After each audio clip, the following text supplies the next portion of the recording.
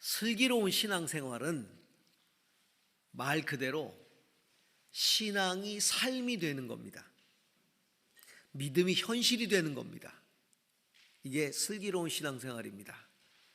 그러려면 내가 믿는 주님이 관념이 아니라 실제가 되어야 하는 겁니다.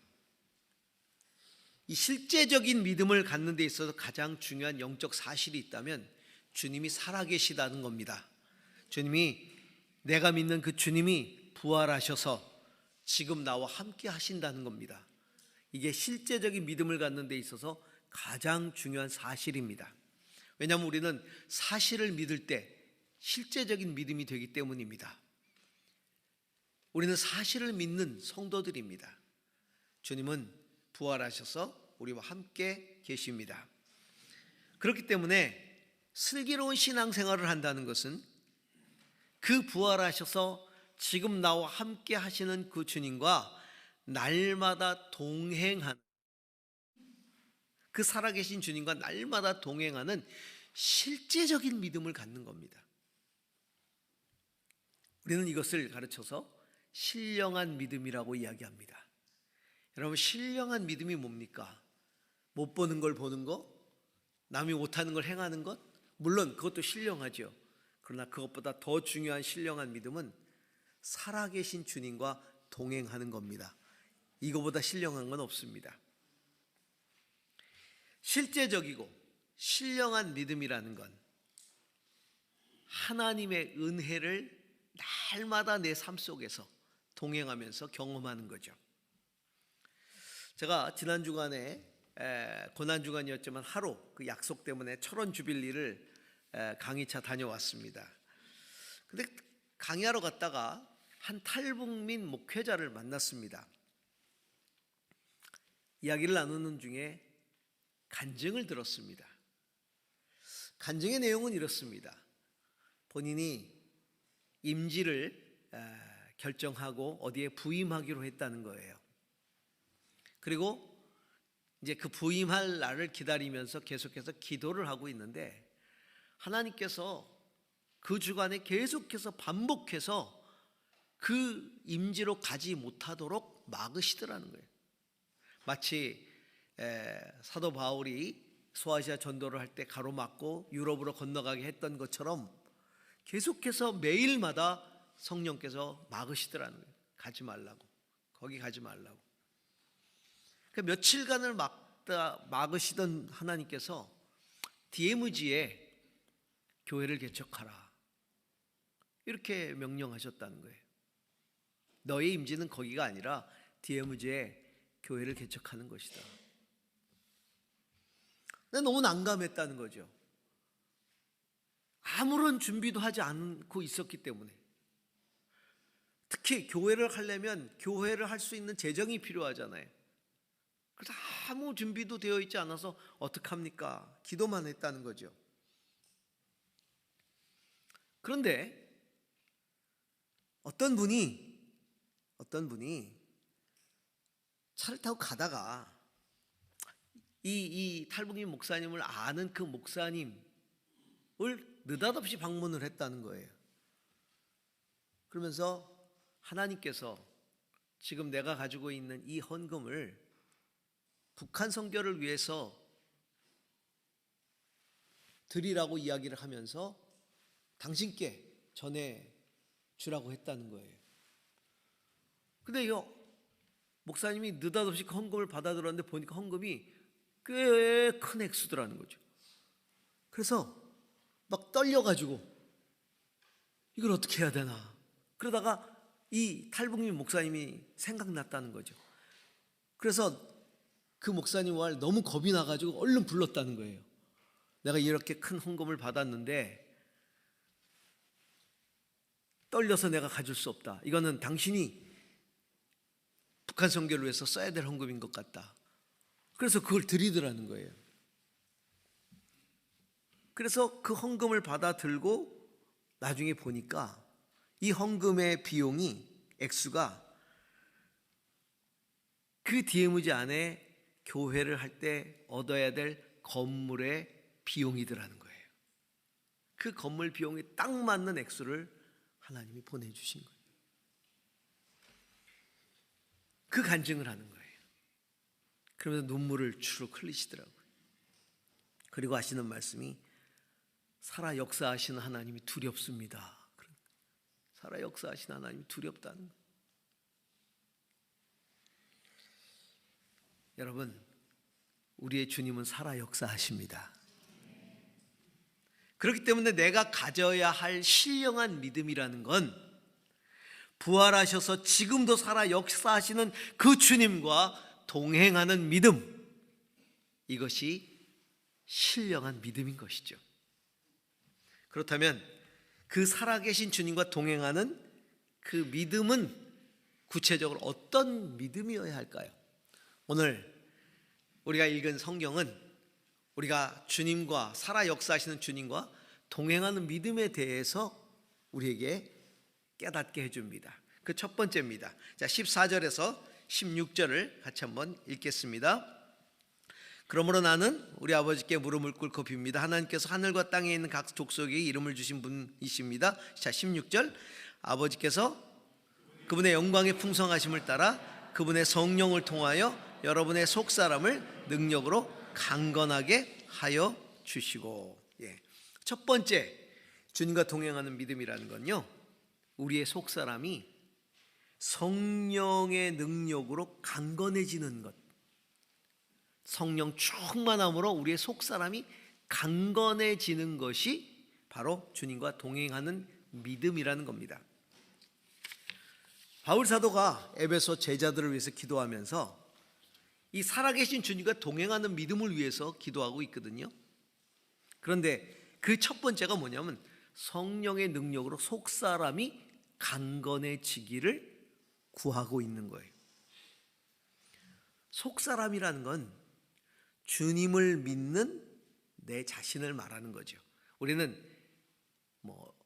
자아다 이런 표현 쓰잖아요. 자아, 영적인 자아, 좀 어려운 말로 주님을 알고 믿는 나의 내면, 그게 속사람이에요. 그런 나의 속사람이 성령의 능력을 받아서 강건해지는 거예요. 강건해지면 어떻게 됩니까? 환경이나 사람이나 감정이나 이런 데 흔들리지 않는다는 거예요. 쉽게 말하면 내 믿음이 절대로 흔들리지 않고 견고하게 주님을 따라간다는 겁니다. 이게 속사람이 강건한 거예요. 이걸 가능케 해주는 분이 성령이시다. 성령의 능력으로 우리의 속사람이 강건해져서 그 어느 것에도 좌우되지 않고 흔들리지 않게 하신다는 겁니다. 성령은 하나님의 영이시잖아요. 그렇기 때문에 성령은 당신의 능력으로 우리에게 확신을 주시고, 성령은 당신의 능력으로 환난을 견디게 하시고, 성령은 당신의 능력으로 주님을 느끼게 하시고, 성령은 당신의 능력으로 헌신하게 하시고, 성령은 당신의 능력으로 악과 싸워서 이기게 하시고, 성령은 능력으로 그 일들을 행하신다.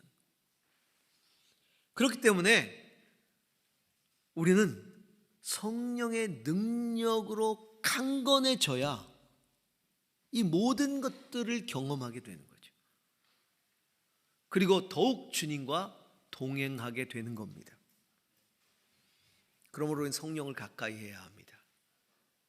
성령의 능력을 구해야 합니다. 그리고 성령의 능력을 받아야 합니다. 우리가 신앙생활하면서 지극히 종교적이고 지극히 습관적인 신앙으로 살아갈 수도 있어요. 종교인으로. 우리의 겉모습, 겉사람이 종교인으로 살아갈 수 있다는 얘기입니다. 얼마든지 우리는 종교적인 티를 낼 수가 있어요. 그런데 중요한 건 우리의 속사람이 주님과 동행하는 것이죠. 살아계신 주님과 늘 함께 하는 겁니다. 그러려면 성령의 능력으로 우리의 속사람이 강건해져야 합니다.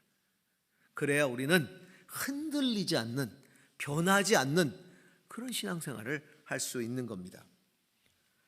사랑하는 성도 여러분, 결코 흔들리지 않고 살아계신 주님과 언제나 함께하는 믿음의 삶을 살아갈 수 있기를 축복합니다. 우리 옆에 분들에게 성령 안에서 강건하세요 이렇게. 아멘. 아멘. 예. 아멘입니다. 아멘입니다. 성령 안에서 강건해야 합니다.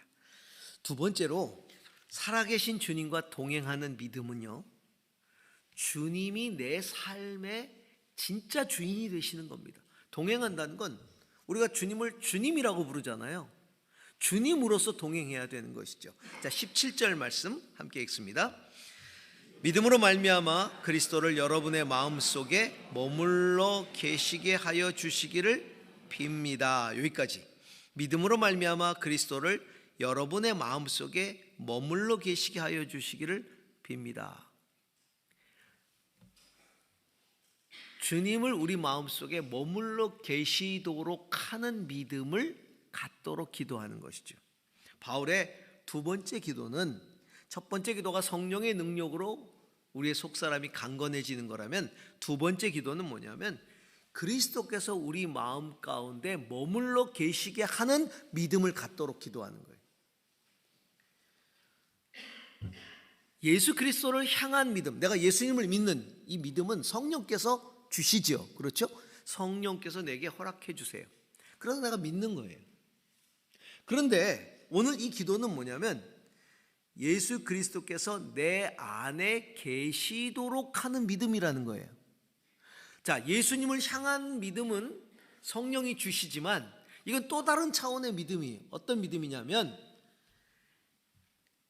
내가 예수 그리스도를 주로 믿었다면 그 주님 되신 그리스도께서 내 안에 주인으로서 편안하게 계시도록 하는 믿음이 필요하다는 거예요.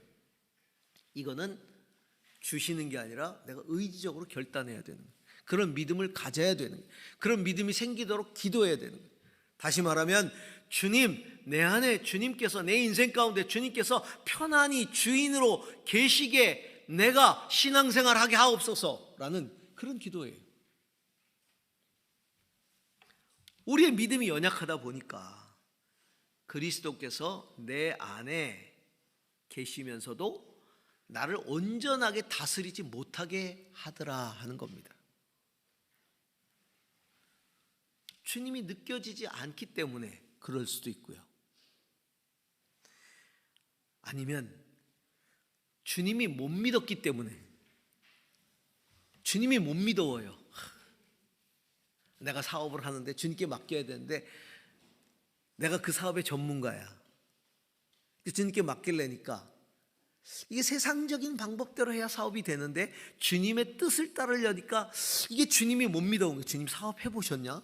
주님이 이 일을 아실까? 이 방법으로는 안 되는데, 세상에는 이런 방법을 써야 되는데 주님이 못 믿어오니까 그 주님의 방법을 쓰지 않는 거죠.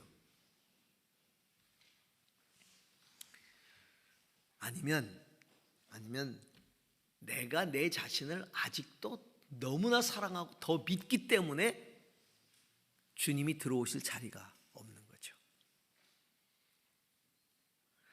옛날에 그런 노래가 있었죠. 가시나무새라고 하는. 내 안에 내가 너무나 많아 그분이 거하실 자리가 없다. 그런 거예요. 내 안에 내가 너무나 많은 거예요. 그렇죠? 말로는 주로 고백합니다. 나의 주님, 주여 라고 고백하지만 실제로 내 삶을 다스리는 주님은 그분이 아니라 나죠. 내 생각, 내 방법, 내 감정, 내 꿈, 내 욕망, 내 의지, 내 습관, 내 가치, 그것들이 아직도 나를 지배하고 있다. 여러분, 살아계신 주님과 내가 동행한다는 것은요, 그 부활의 주님이 내 삶을 다스리게 하는 거예요. 지배하게 하는 거예요. 어떻게 해요? 주님의 뜻을 묻고 주님께 기도하고 주님 말씀 듣고 주의 의지에 복종하고 주의 꿈을 이루어드리고 주님 기뻐하는 걸 하고 주님이 싫어하는 걸 금하는 것, 이것이 주님이 내 삶의 주인 되게 하는 거예요. 그러니까 주님께 초점을 맞추는 거죠. 진짜로 주님이 내 삶의 주인이 되게 하는 거죠. 그게 주님을 내 안에 편안히 계시게 하는 믿음이에요.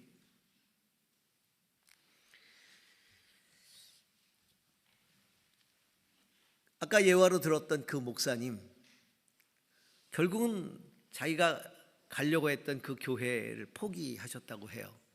그리고 교회를 개척을 하신 거죠. 근데 놀라운 건 그런 식으로 해서 주님이 막으셔서 개척한 교회가 8개라는 거예요. 8개를 개척하고 본인이 잘 하고 있으면 주님이 넌 딴 데로 가라. 딴 데로 가서 탈북자 교회를 세워라. 그래서 8개를 그렇게 하고 그 8개의 교회를 다른 분들에게 맡기고 떠났다는 거예요. 저는 대단하다. 어떻게 그걸 떠날 수 있지? 내가 정말 힘써 다 해서 읽었고 부흥시켰는데 어떻게 떠날 수 있지 놓고? 과연 순종하기가 쉬웠을까? 그게 어떻게 가능했지? 하나를 하니까 둘이 가능했던 거고요. 둘을 순종하니까 3번째가 가능했던 거고요. 셋을 순종하니까 4번째가 가능한 거예요. 순종하면 가능합니다. 그게 하나님의 뜻에 자기 뜻을 내려놓고 온전히 하나님의 뜻에 맡기는 거죠. 그래서 우스갯소리로 다음번에 뭐라고 하실까 겁난다는 거예요. 제가 그분의 간증을 들으면서 그분을 다시 보게 됐어요. 말을 잘하시는 분도 아니에요. 뭐 샤프한 분도 아니에요. 근데 하나님의 뜻에 온전히 순종하시는 분이더라고요. 여러분, 우리가 등록을 하면 내 마음 그리스도의 집이라는 선물을 드립니다. 오래 다니셨던 분들에게는 하나님의 임재 연습이라는 책을 드리고, 교회 다니신 지 얼마 안 되신 분들에게는 내 마음 그리스도의 집이라는 이런 책을 드립니다. 그 내 마음 그리스도의 집이라는 것은 우리 마음을, 우리 심령을 온전히 주님의 집으로 바꾸라는 그런 의미의 소책자예요. 우리 마음에는 거실도 있고 서재도 있고 주방도 있고 침실도 있고 이런 것들이 다 있다는 거죠. 그것들을, 그 공간 하나하나를 전부 다 주님께로 내어드리라. 내 마음의 모든 공간들을, 예를 들면 내 마음의 식당에서는 육신의 떡만을 구하지 말고 하나님의 떡을 구하고, 내 마음의 서재에서는 세상의 이야기들을 하는 책들만 꽂아놓지 말고 말씀을 꽂아놓고 말씀을 가까이 하고, 내 마음의 거실에서는 늘 거실에서 주님이 나와 대화하고 차 마시기 원하시는데 난 너무 바빠가지고 그냥 지나간다는 거예요. 그러다 어느 순간에 보니까 거기 앉아 계시는 주님을 만나는 거죠. 주님 언제부터 거기 계셨습니까? 네가 나를 주로 영접하는 그때부터 있었지 여기에. 네가 너무 바쁘더구나.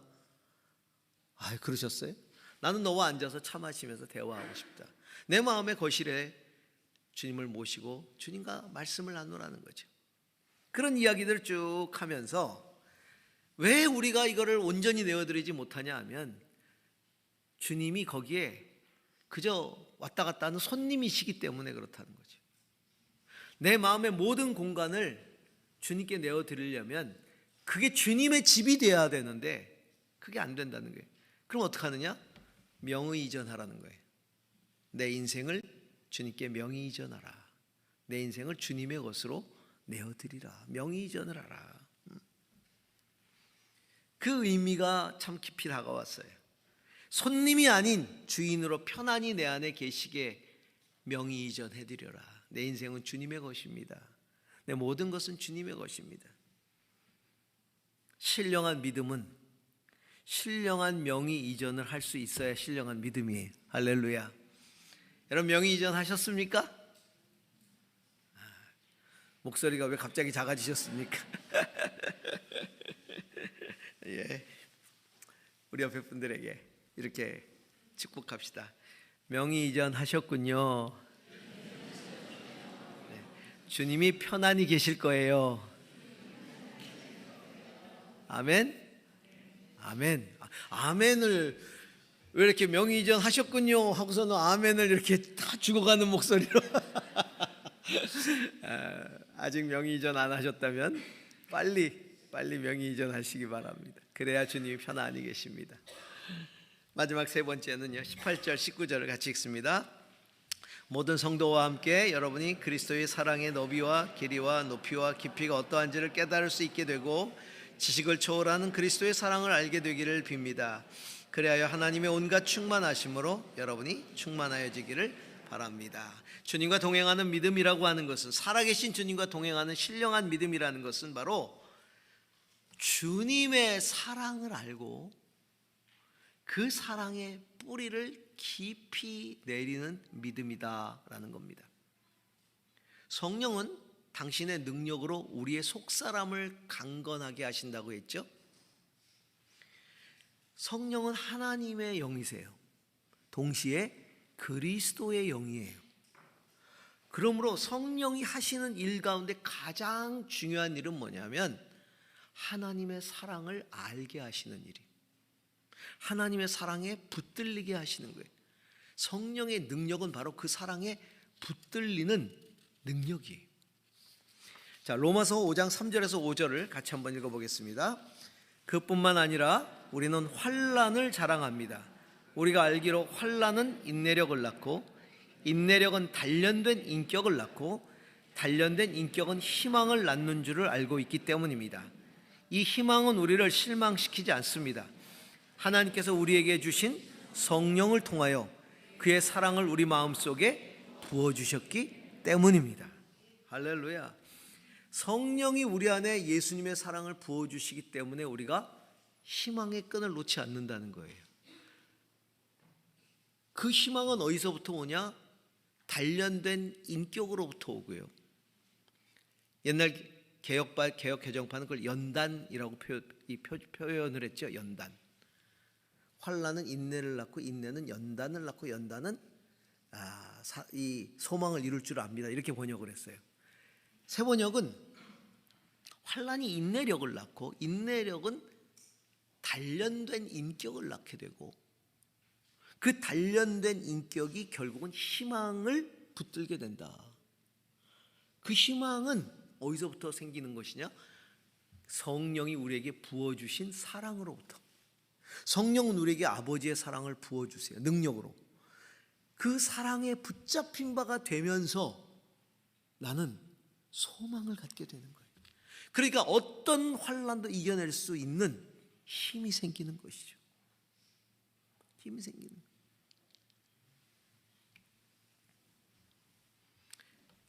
우리는 성령을 통해 그리스도의 사랑을 깨닫게 되는데 어떤 사랑이냐 하면 온 세상을 구원하시는 넓은 사랑, 지옥에 이르러야 할 죄인까지도 건져내시는 깊은 사랑, 그리고 그를 건져서 하늘에 그리스도와 함께 앉히시는 그 높은 사랑, 그리고 영원까지 함께 하시는 그 길고도 긴 사랑, 그것을 깨닫게 하시는 분이 성령이시다. 그러므로 그 성령이 우리에게 깨닫게 하시는 그 주님의 사랑에 믿음의 뿌리를 깊이 내려야 된다. 여러분, 나무가 뿌리를 뻗치잖아요. 어디에다 뿌리를 뻗쳐요? 물이 있는 곳, 양분이 있는 곳으로 뿌리가 가요. 왜 그리로 뿌리가 가요? 그것이 있어야 산다는 걸 알기 때문에, 이 생명의 근원이 거기 있다는 걸 알기 때문에. 우리가 예수 그리스도의 사랑에 믿음의 뿌리를 내린다는 건 뭐냐면 그리스도의 사랑만이 나를 살게 한다는 것을 아는 거예요. 예수님의 사랑만이 나를 살린다는 걸 아는 거예요. 그것이 생명수라는 걸 아는 거예요. 그래서 주님의 사랑으로 자꾸 우리가 믿음의 뿌리를 내리는 거죠. 여러분, 우리가 그리스도의 사랑 외에 다른 어떤 것에도 믿음의 뿌리를 내리면 안 됩니다. 예를 들면 내가 처한 변화무쌍한 상황들, 믿음의 뿌리를 내리는 사람이 있어요. 그래서 상황이 좋게 나한테 전개가 되면 믿음이 깊어졌다가 상황이 불리해지면 믿음이 뚝 떨어져 버리는 거죠. 어떤 사람은 자기의 감정에다가 믿음의 뿌리를 내리는 사람이 있어요. 기분이 좋을 때는 주님 살아계세요. 할렐루야예요. 그러나 기분이 나쁘면 주님이 계시는지 안 계시는지 몰라요. 눈에 보이는 보상에다가 뿌리를 내리는 사람이 있어요. 내가 기도했더니 주님이 날 뭘 주셨단 말이에요. 응답받았다. 믿음이 깊어져요. 할렐루야. 주님 살아계시다. 막 그래요. 그런데 기도했는데 응답이 없어요.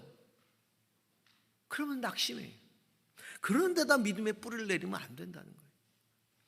그것들은 나를 살리는 게 아니에요.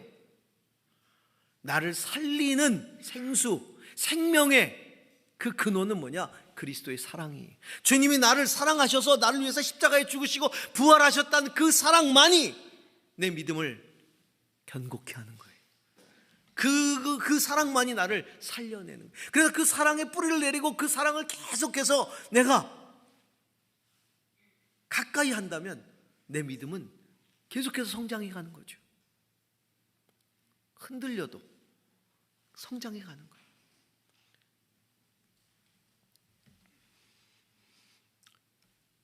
여러분, 변화하는 내 자신이 아니라 변하지 않는 주님의 성품과 은혜, 그 사랑의 뿌리를 내릴 때래야 진짜 슬기로운 신앙생활을 할 수 있음을 기억하시기 바랍니다. 나를 기쁘게 하는 상황이 은혜가 아니에요. 하나님이 기뻐하시는 변하지 않는 사랑이 은혜입니다. 우리 옆에 분들에게 마지막 권면입니다. 부활의 주님이 형제님, 자매님을 사랑하십니다. 이렇게. 아멘. 그러니까 어떻게 해야 돼요? 한 번 더 굳게 믿으세요. 이렇게. 네, 굳게 믿어야 돼요. 굳게 믿어야 돼요. 부활의 주님이 나를 사랑하신다는 걸 굳게 믿어야 됩니다. 흔들려서는 안 돼요. 오늘도 주님은 살아계신 주님과 동행하고자 하는 신령한 믿음을 가진 자들과 함께 하십니다. 그 신령한 믿음을 위한 바울의 기도가 나의 기도가 되고, 그리고 그 기도대로 부활하신 주님과 언제나 동행하는 그런 삶을 살 수 있기를 주의 이름으로 축복합니다. 기도하겠습니다. 주님, 오늘도 부활하셔서 우리와 동행하시는 주님, 그 주님과 함께 하기를 원합니다. 그런 신령한 믿음을 갖기를 원합니다. 우리 속사람을 강건하게 해 주십시오. 예수 그리스도께서 내 삶의 진정한 주인이 되게 하는 믿음 갖게 해 주십시오.